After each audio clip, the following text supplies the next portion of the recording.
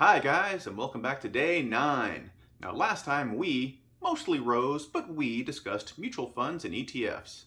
And I know what you're asking yourselves, why in the world do I invest in individual stocks? Several reasons. The first reason is education. The more I study about companies, the more I understand them. I understand how their business works. I understand how they make money. I understand the things they need to be successful. I understand the things that they prioritize.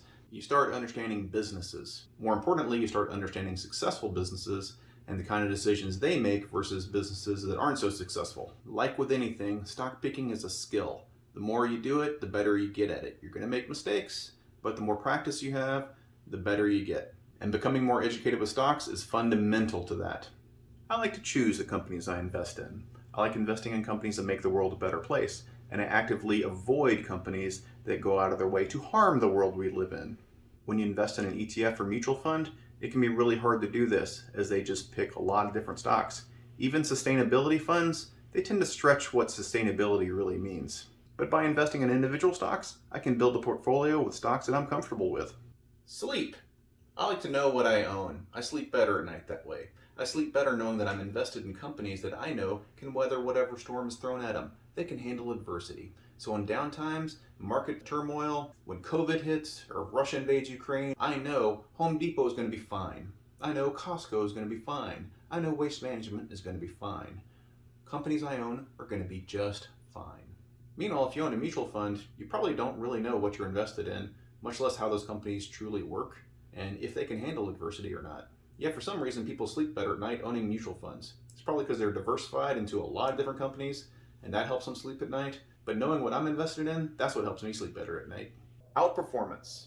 You know, it's really hard to beat the averages when you invest in the averages, and that's kind of what you're doing when you're investing in ETFs and mutual funds. That's not necessarily a bad thing. When you have a long time horizon, as you guys do, investing in the averages is probably just fine.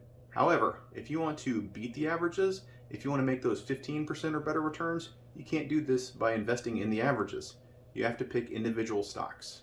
We'll have plenty of lessons later for how to pick good stocks, but one of the major components is after you've picked a good stock, it's when to buy it, when to sell it.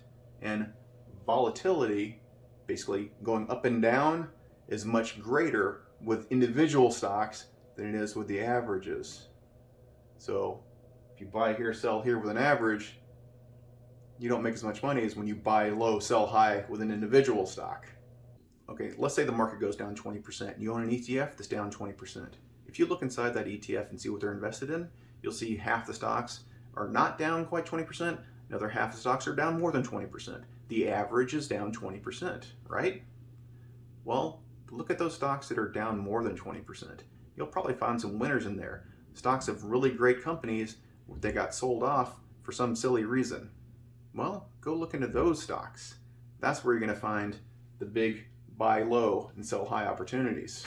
Today, February 24th, 2022, when I'm recording this, there's a huge downturn because Russia is invading Ukraine. Like Warren Buffett has famously said many times, be fearful when others are greedy and greedy when others are fearful. Right now, February 24th, 2022, people are fearful, and so I'm being greedy. Really quick for anyone who actually goes back and looks at February 24th, 2022. I'm in it right now. All you're going to see in the history is the opening price, low price, high price, and closing price of S&P and various stocks.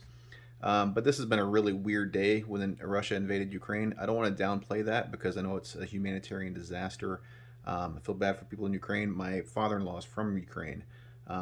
What's going on there is horrible.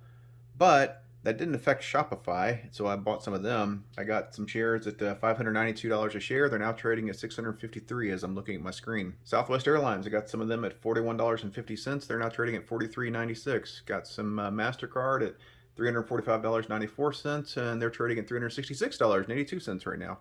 And a couple other small trades. What is it? Speculative trade here. ThreadUp.